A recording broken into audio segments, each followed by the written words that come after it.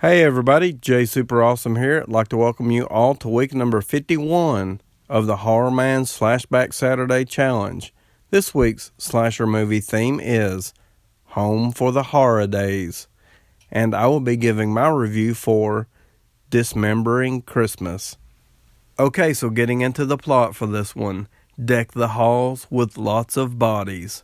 When Mark and his friends go up to his father's new vacation home for Christmas vacation, they were ready for a fun time. Out in the middle of nowhere, the house is cheerfully decorated for Christmas. But an unknown visitor is here, and one by one they are murdered. It's Christmas, and not a creature is stirring except the killer in the house. It was supposed to be a holiday vacation they would never forget, not a holiday vacation they would never survive. Okay, so getting into my thoughts for this one. With this week's SlashBack Challenge theme of Home for the Horror Days, I chose to review Dismembering Christmas basically because I wanted to review a Christmas slasher movie for this week's challenge. It's also a movie I had never seen before. And obviously the entire movie doesn't take place inside the house. This movie has a fantastic cold winter setting. So all the outside shots, you see the landscape is covered in snow. So that was really awesome. The interior shots of the house are filled with cheerful decorations. So this movie does have a really awesome Christmas vibe. I did want to mention that the home that the group of friends are staying in is not necessarily a family home. It did mention in the plot description that it was owned by one of the characters' father, but this is not necessarily a family home. It was at one time in the past, but currently this is more of a vacation home. But I looked at it like this. This is this group of friends' home for the holiday season that they are celebrating. So looking at it that way, I felt like it worked for this challenge. To be honest, Dismembering Christmas is a very standard slasher movie. The plot set up and watching the storyline unfold felt very familiar to me. And I had an absolute blast watching it. I thought they nailed the concept that they were going for. They didn't try to do too much. They simply wanted to make a Christmas slasher movie. I thought it was fun and entertaining. This movie has a fantastic set location and a wonderful Christmas vibe. And I feel like for that reason, it's a must-watch not only for slasher movie fans, but for fans of Christmas horror.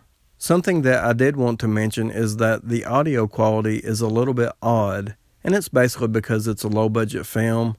The audio is pretty loud. It didn't really bother me any, but it is something that I at least wanted to mention. And something else that I wanted to mention is I thought the score to this movie was fantastic. It definitely helped move the movie along, and I thought it was perfect for a Christmas slasher movie. Okay, so now I'm going to talk about the cast of characters we have in Dismembering Christmas. And we have a very basic cast of characters within this movie. In fact, they feel like characters that I have already described several times in slasher movies before. We have a group of friends that are sharing the holidays together, staying in the same house. The movie opens up with a couple who are traveling on the way to the house. Once they reach the house, they basically do a meet and greet. We start to learn the characters. And to be honest with you, from this point on, I really didn't know who the main characters were supposed to be. Maybe that's just because I wasn't really connected with any of them. I don't necessarily mean that in a bad way, but the characters were pretty stock.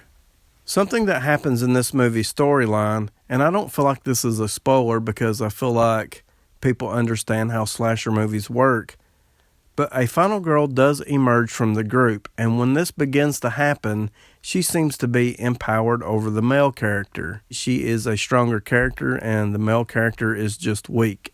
So for me, this was pretty frustrating to watch, because I know that male characters in general don't really survive a lot of slasher movies, but to deliberately make your male character weak was just pretty frustrating to watch and a little bit insulting. At least that was the vibe I was getting from what was going on. We do have a couple of other side characters, and they're basically visiting neighbors who visit at 2 different times. One neighbor, she seems like she has been through quite a bit. She seems a little off. The other neighbor is giving a cryptic warning for the group of friends not to stay in the vacation home because of murders had taken place in the past. So that rounds out the cast of characters in Dismembering Christmas. Overall, I thought the acting was pretty decent. I didn't really have any issue with any of the acting. I thought the characters were just okay. I thought they were entertaining enough. Okay, so now I'm going to talk about the most important part of a slasher movie, that is the killer and the kills. And I really like the killer in this movie. We get a pretty decent backstory. The motivations behind the killing is pretty decent.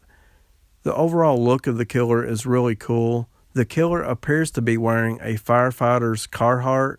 It's at least a heavy-looking Carhartt, which really works for a cold winter setting.